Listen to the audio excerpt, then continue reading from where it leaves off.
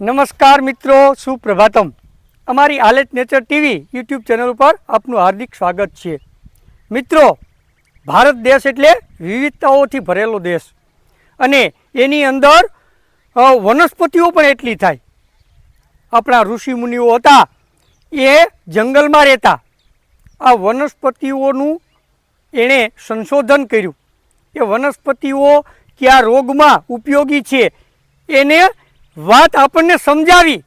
પણ અત્યારે આપણે એ આયુર્વેદ તરફ આંખ આડા કાન કરીએ છીએ. ખરેખર તો આયુર્વેદ છે એ આપણો ઉત્તમમાં ઉત્તમ ઔષધ છે અને જો એનો ઉપયોગ કરીએ તો રોગ છે એ જળમૂળમાંથી નાબૂદ થઈ જાય. અને આપણો પણ આવો એક નાનકડો પ્રયાસ છે કે તમે આ વનસ્પતિઓને ઓળખો.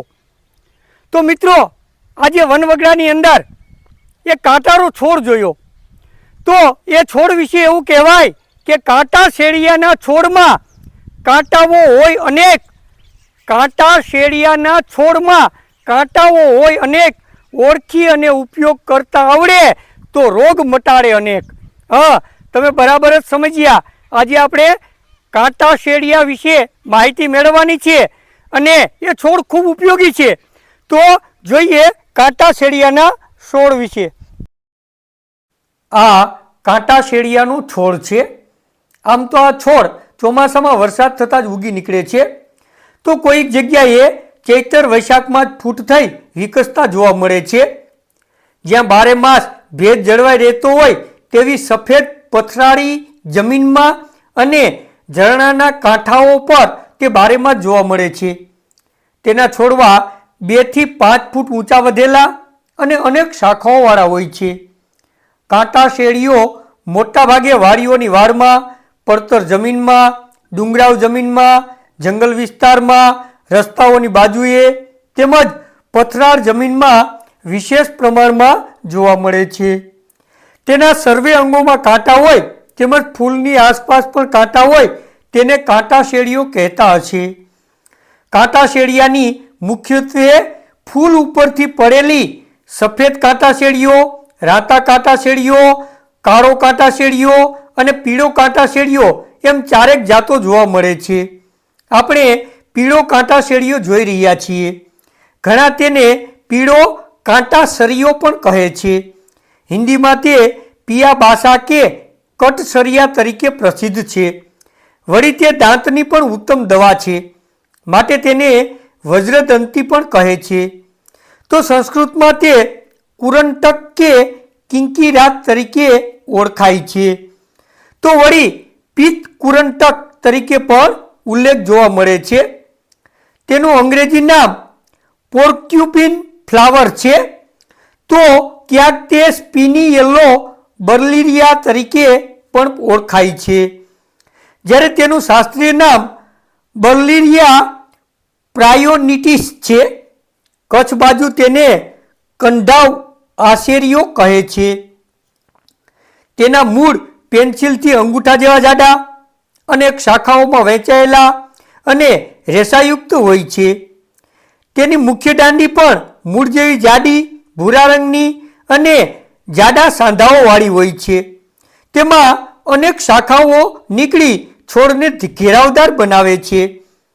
કાંટા શેરડિયામાં પાન સામસામે આવેલા, ઘેરા લીલા રંગના, જાડા, બંને સપાટીએ લીસા ને ચળકતા હોય છે. તે વચ્ચેના ભાગે પહોળા અને બંને છેડે સાંકડા થતા તેમજ ટોચના ભાગે અણીવાળા હોય છે. પાન 2 થી 8 ઇંચ લાંબા અને 1 થી 4 ઇંચ પહોળા હોય છે. તેને ચોરતા રાઈને મળતી તીખી વાસ આવે છે અને સ્વાદ ચીરપડો, ચીકણો તેમજ થોડો મધુરો અને અંતે કડવો લાગે છે. તેમાં પીળા રંગના ફૂલો આવે છે. ફૂલો શાખાઓના છેડે પત્રકોણમાંથી નીકળેલી સળી ઉપર પાસે આવેલા હોય છે.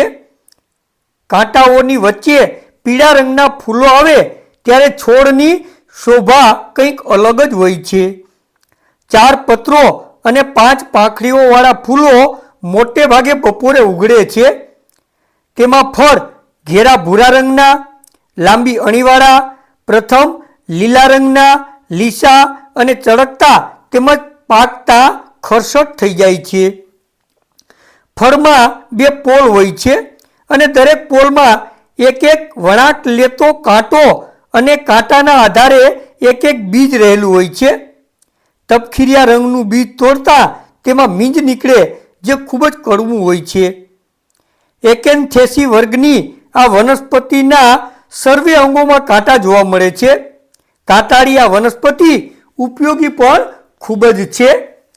કાંટા શેડિયાના ઔષધિ ગુણની જો વાત કરીએ તો તે સ્વાદે તુરો, કડવો, મધુરો, ચીરપડો, ચીકણો, ઉષ્ણ, મૂત્રલ, શ્વેતજનન, કફ નિસારક, શોથગ્ન, વ્રણરોપક, વિષગ્ન અને પિત્તરોધી છે.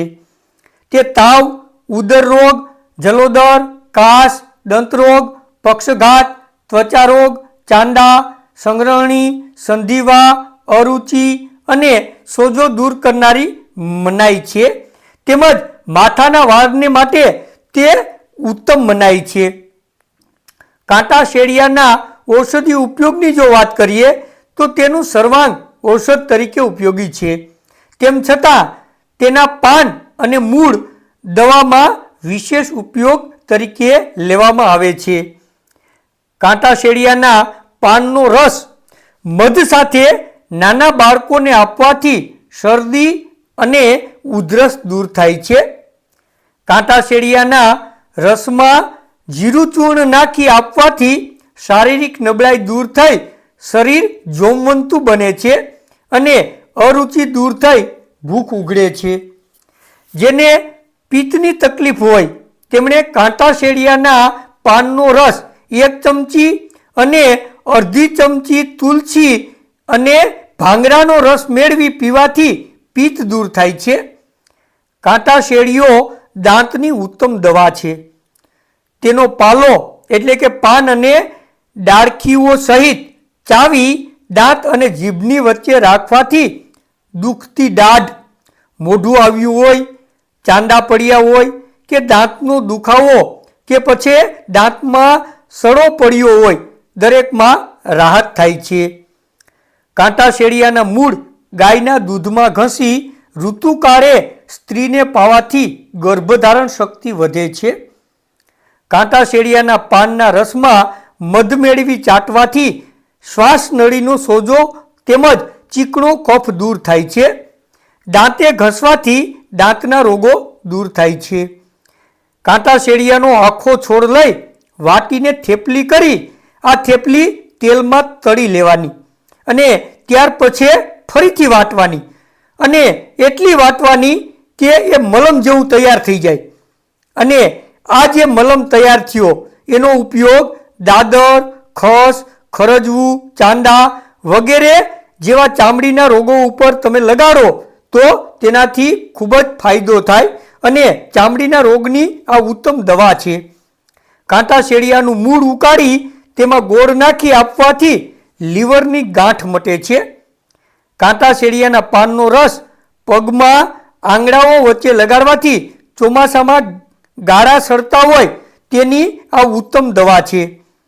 કાંટા શેડિયાના પાનનો રસ માથામાં લગાવી અડધી કલાક બાદ માથું ધોઈ નાખવું. આમ કરવાથી વાળ ખૂબ વધે છે, ચમકીલા બને છે, કાળા રહે છે તેમજ માથાનો ખોડો પણ દૂર થાય છે. વાળ સફેદ થતા અટકે છે અને વાળ માટે જ આ ઉત્તમમાં ઉત્તમ દવા ગણાય છે. કાંટા શેડિયાના મૂળનો કવાથ આપવાથી તાવ, સંધિવા, સંગ્રહણી, અજીર્ણ અને ઉધરસ દૂર થાય છે. આ કવાથથી કોગળા કરવાથી દાંત મજબૂત બને છે. આમ આ કાંટાળી વનસ્પતિ છે પણ વનવગડાની શોભા અને માનવીઓ માટે એ આશીર્વાદરૂપ છે. તો આપણે પણ આ કાંટા શેડિયાના છોડને ઓળખી લઈએ અને જરૂર પડે ત્યારે એનો ઉપયોગ પણ કરીએ.